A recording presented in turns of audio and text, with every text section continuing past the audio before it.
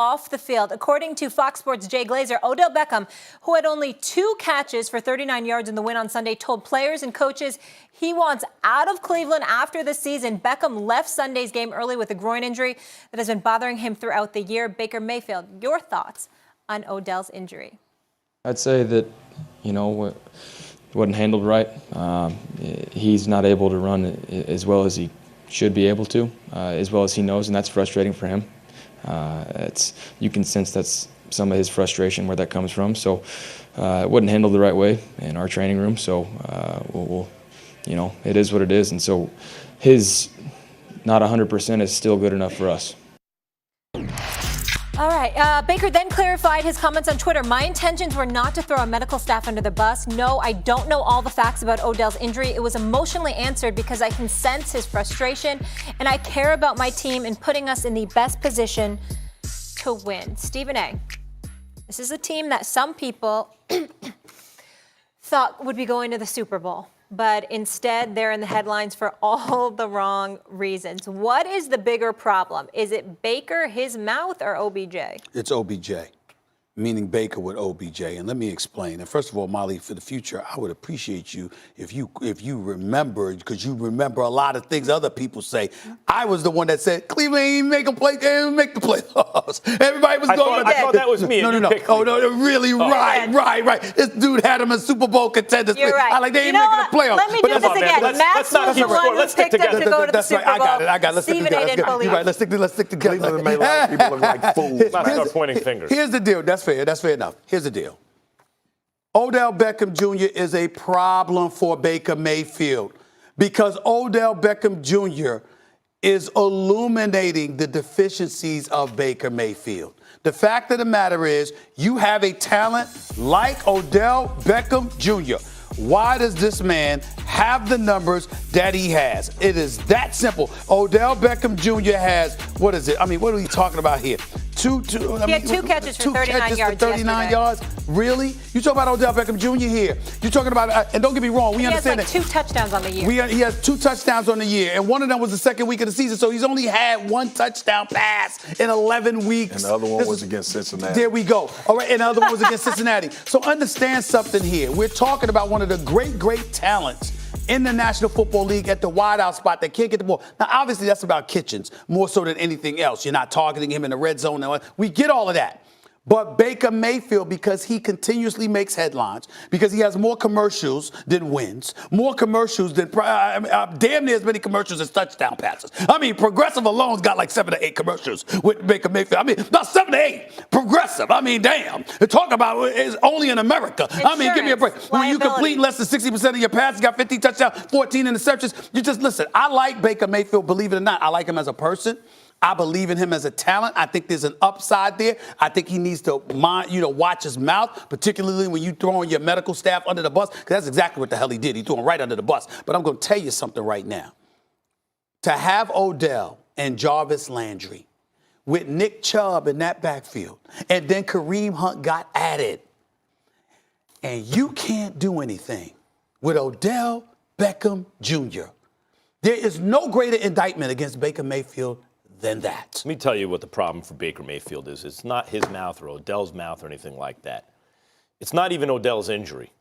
The problem for Baker, and I've been saying this since they got out of the gate slow, and I thought, okay, they still have time. The schedule gets soft. Let's see what happens. But here's what could undo the whole thing.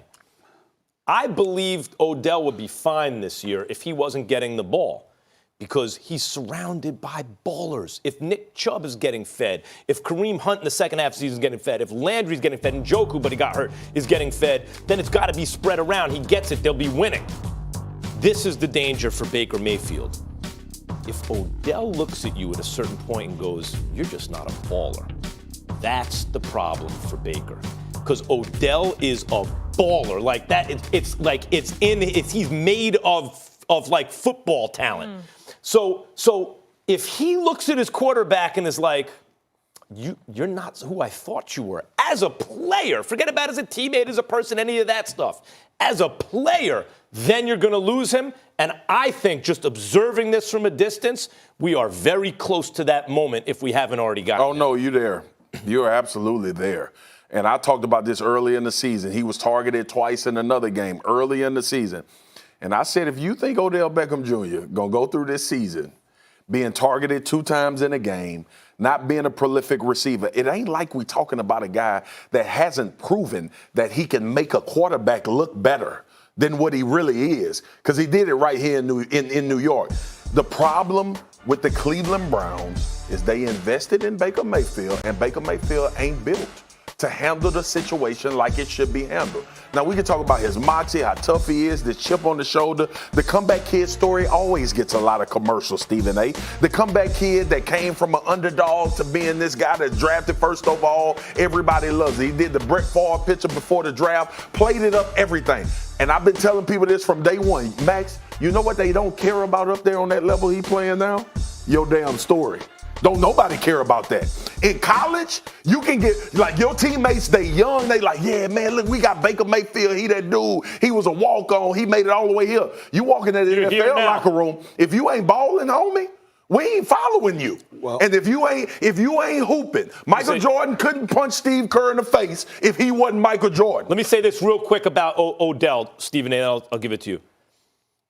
I don't agree with everyone that if Odell was used on offense, think of him like Deion Sanders on offense. If the game plan was, Odell, you're going to have a safety on, you're always going to be 2 guys on you. Therefore, we have your boy Jarvis Landry, we have Nick Chubb, we have Kareem Hunt, we have a healthy Njoku, let's say. And they were getting the ball and they were winning because of that. I think Odell, of course he wants the ball. I think he'd be good. The fact that it's not just like they're using him like that and winning, but they're losing and he's not getting the ball. Oh, no. No. There's a couple of things that I think that y'all might be missing with all of this. First of all, let's remember, Odell Beckham Jr. didn't want to be in Cleveland. He didn't ask to go there. He wanted to go to L.A. You know what I'm saying? He didn't want to be in Cleveland. He settled for Cleveland because that's where they traded him to. That's number one. Number two, you know who's sitting pretty right now, despite their anemic ways? The New York Giants. The Giants. Because they sat up there and said, y'all think they're going to win. But guess what? They're not. Number three. What, the Giants are sitting pretty? No, I'm talking about over the whole. They had him and I agree with you, but they don't. Again, they didn't care. They didn't care. They didn't care. We know Daniel Jones, we know they're stupid. We know they're stupid. They don't look dumb. They don't. In other words, he ain't someplace else shining winning the Super Bowl. Right. He's suffering just like they are. Sure. Okay. Number 3, when you talk about Baker Mayfield, the story that you talked about, I'm totally down with you on that. But his commercials, his marketability would make more sense if this was that Heisman Trophy winner coming out of college who was the number 1 overall pick in your rookie year. You did this for him after year 1 because he won a few games with Kitchens. The fact of the matter is that once that 1-year honeymoon is over, excuse me, there was a lot of stuff to see around the NFL with dudes that could have been marketed. You chose this guy. You know what's going to Now, all I'm saying is at some point in time, when I surround you with marquee talent, you got to give me something. You know what's going to wind up happening? Mark my words. Bill Belichick's going to go scoop Odell for pennies on the dollar in the offseason. Bro, yes. He's going to scoop him for pennies absolutely. on the dollar. And he would be happy, and he would be ecstatic. It's coming. He would be ecstatic. It's coming. He did it with Moss. He did it with Ocho Cinco. Yep. He did it with AB. What the hell make you think he won't do it with OBJ? And OBJ will go catch for 1,200. And oh, by the way, OBJ is a good guy. Yeah. He's not a bad guy.